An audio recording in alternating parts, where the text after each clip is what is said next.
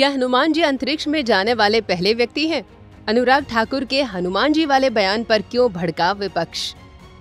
दोस्तों, बीजेपी सांसद अनुराग ठाकुर के हनुमान जी पर दिए गए बयान को विपक्ष ने विवादित बना दिया है। उन्होंने एक स्कूल में बच्चों से बात करते हुए कहा कि हनुमान जी अंतरिक्ष में जाने वाले पहले व्यक्ति हैं। इसे लेकर विपक्ष, खासकर इंडिया गठबंधन के सहयोगी दल डीएमके ने मोर्चा खोल दिया है। अनुराग ठाकुर के खिलाफ डीएमके की बड़ी नेता कनिमोझी ताल ठोक कर मैदान में आ गई हैं। वीडियो में हनुमान जी पर अनुराग ठाकुर और कनिमोझी के बीच हुए क्लेश को आपके सामने रखेंगे। साथ ही ये भी बताएंगे कि हनुमान जी की अंतरिक्ष यात्रा का वैज्ञानिक पहलू क्या है। बस आप देखते रहिए द कर्मा। दोस्तों, बीजेपी सांसद अनुराग ठाकुर ने एक बयान दिया है। ये बयान वायरल हो गया है। उन्होंने राष्ट्रीय अंतरिक्ष दिवस पर स्कूल के बच्चों से बात की, जब अनुराग ठाकुर हिमाचल प्रदेश के ऊना में श्री जवाहर नवोदय विद्यालय में बच्चों से बात कर रहे थे। उन्होंने बच्चों से पूछा कि अंतरिक्ष में जाने वाला पहला शख्स कौन था। बच्चों ने जवाब दिया कि नील आर्मस्ट्रांग अंतरिक्ष पर जाने वाले सबसे पहले व्यक्ति थे। इस पर अनुराग ठाकुर ने कहा कि मुझे लगता है कि हनुमान जी अंतरिक्ष में जाने वाले पहले व्यक्ति थे। उन्होंने कहा कि हमें सिर्फ वही नहीं पढ़ना चाहिए जो अंग्रेजों ने हमें किताबों में दिया है। उन्होंने शिक्षकों से कहा कि वे हमारे वेदों, हमारी किताबों और हमारे ज्ञान की तरफ देखें। उन्होंने कहा कि इससे छात्रों को बहुत कुछ देखने को मिलेगा। दोस्तों, अनुराग ठाकुर के इस बयान को लेकर विपक्षी दल खफा है। इंडिया गठबंधन के सहयोगी दल डीएमके ने इसका विरोध किया है। डीएमके के सांसद कनिमोझी ने एक्स पर लिखा है कि एक सांसद और पूर्व केंद्रीय मंत्री स्कूल के बच्चों से पूछ रहे हैं कि चांद पर पहला कदम किसने रखा था और कह रहे हैं कि नील आर्मस्ट्रांग नहीं बल्कि हनुमान जी थे। ये बहुत परेशान करने वाली बात है। विज्ञान मिथक नहीं है। कक्षाओं में बच्चों को गलत जानकारी देना ज्ञान, तर्क और हमारे संविधान में लिखी वैज्ञानिक सोच का अपमान है। भारत का भविष्य जिज्ञासा को बढ़ावा देने में है, न कि तथ्यों को कहानियों से मिलाने में। दोस्तों, हनुमान जी की अंतरिक्ष यात्रा के गूढ़ रहस्य के बारे में आपको बताएंगे, लेकिन इससे पहले आप अनुराग ठाकुर और कनिमोझी के बयान का पूरा सच जान लीजिए। अनुराग ठाकुर ने कहा कि मुझे लगता है कि हनुमान जी पहले अंतरिक्ष यात्री हैं। उन्होंने कोई वैज्ञानिक दावा नहीं किया।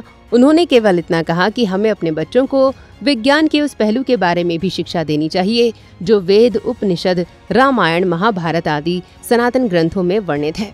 अनुराग ठाकुर ने आधुनिक शिक्षा को नकारा नहीं है। उसी कार्यक्रम में उन्होंने बच्चों से अंतरिक्ष के क्षेत्र में भारत की तरक्की की बात की। उन्होंने 2023 में चंद्रयान 3 की सफलता और वैज्ञानिकों को प्रधानमंत्री नरेंद्र मोदी के समर्थन का जिक्र किया है। उन्होंने कहा कि भारत 2035 तक अपना स्पेस स्टेशन बनाने और 2040 तक चांद पर इंसानों को भेजने का लक्ष्य बना रहा है।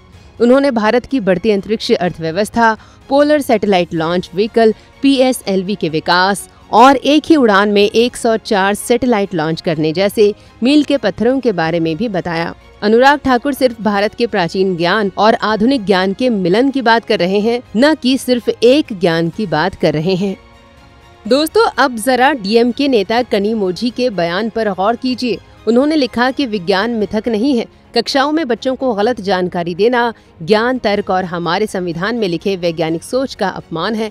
तो आपको बता दें कि सनातन धर्म के ग्रंथ दूसरे धर्मों के ग्रंथों की तरह सिर्फ मिथक नहीं है, ये परम ज्ञान के स्रोत हैं। इन ग्रंथों में हजारों साल पहले लिख दी गई बातें आज के वैज्ञानिक वर्षों की रिसर्च के बाद खोज पाते हैं और उसे आविष्कार बता देते हैं। इसलिए सनातन ग्रंथों के बारे में जानकारी देना वास्तव में तर्क, ज्ञान और वैज्ञानिक सोच का विरोध नहीं बल्कि उसकी जरूरत है। जबकि कनिमोझी को ये बात समझ में नहीं आ रही है। वे समझेंगी भी तो क्यों? वे तो उस पार्टी से आती हैं जिसमें ये माना जाता है कि सनातन धर्म डेंगू मलेरिया की तरह एक रोग है जिसका इरेडिकेशन या उन्मूलन कर देना चाहिए।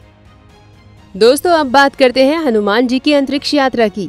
दोस्तों, हनुमान चालीसा की एक पंक्ति है कि जुग सहस्त्र जोजन पर भानु, लीलियो ताही मधुर फल जानू। इसमें उनके उड़ने की गति के बारे में बताया गया है। इस लाइन का अर्थ है कि हनुमान जी ने एक युग सहस्त्र योजन की दूरी पर स्थित भानु यानी कि सूर्य को मीठा फल समझकर खा लिया था। अब जरा इस लाइन के गणितीय और वैज्ञानिक पहलू पर नजर डालते हैं। इसमें युग, सहस्त्र और योजन की बात की गई है। एक युग 12,000 वर्ष के बराबर होता है, एक सहस्त्र 1,000 के बराबर होता है और एक योजन 8 मील के बराबर होता है। अब 12,000 गुणा 1,000 गुणा 8 करेंगे तो इसका परिणाम होगा 9 करोड़ 60 लाख मील। इसको किलोमीटर में बदलें तो ये करीब 14.96 करोड़ किलोमीटर होगा। क्योंकि 1 मील लगभग 1.6 किलोमीटर के बराबर होता है। दोस्तों, आपको जानकर आश्चर्य होगा कि आज के वैज्ञानिकों ने धरती से सूर्य की दूरी को लगभग इतना ही निकाला है, जिसके बारे में हमारे शास्त्रों में पहले ही बता दिया गया था। दोस्तों, अब शंकर सुवन पवन पुत्र हनुमान जी किस वेग से सूर्य को पकड़ने के लिए गए होंगे, इस पर भी विचार कर लेते हैं। वैज्ञानिकों द्वारा ये बहुत पहले ही बताया जा चुका है कि किसी भी चीज को पृथ्वी से किसी दूसरे ग्रह पर जाना हो तो उसे पृथ्वी के गुरुत्वाकर्षण यानी ग्रेविटेशनल फोर्स से मुक्त होना पड़ता है, और इसके लिए पलायन वेग यानी एस्केप वेलोसिटी का होना बहुत जरूरी है। अगर वेग उससे कम हुआ तो वो चीज पृथ्वी के गुरुत्वाकर्षण में बनी रहेगी और पृथ्वी के चक्कर लगाती रहेगी। दोस्तों, अंतरिक्ष विज्ञान के अनुसार पृथ्वी के गुरुत्वाकर्षण से बाहर निकलने के लिए किसी भी चीज को कम से कम 11 किलोमीटर प्रति सेकंड की स्पीड से उड़ना बहुत जरूरी होता है। इसलिए हनुमान जी के उड़ने या फिर छलांग लगाने की हाई स्पीड 11 किलोमीटर प्रति सेकंड से ज्यादा रही होगी, ये निश्चित है। दोस्तों, अगर कोई सनातन के प्राचीन ज्ञान को मिथक मानकर चलेगा तो आधुनिक ज्ञान विज्ञान की सीमित क्षमताओं में ही फंसा रहेगा, जबकि वास्तविकता ये है कि सनातन का ज्ञान मिथक नहीं है, बल्कि ये न केवल एक आधुनिक ज्ञान विज्ञान का आधार है, बल्कि उससे भी परे जाकर परम ज्ञान को हासिल करने वाला है। वो परम ज्ञान जिसको जान लेने के बाद कुछ भी और जानने की जरूरत नहीं रह जाती। तो दोस्तों, अनुराग ठाकुर या कनी मोजी के बयानों को लेकर आप क्या सोचते हैं, कमेंट करके जरूर बताएं। वीडियो को लाइक और शेयर करें, चैनल को सब्सक्राइब करें और नोटिफिकेशन के लिए बेल आइकन दबाना बिल्कुल ना भूलें। धन्यवाद।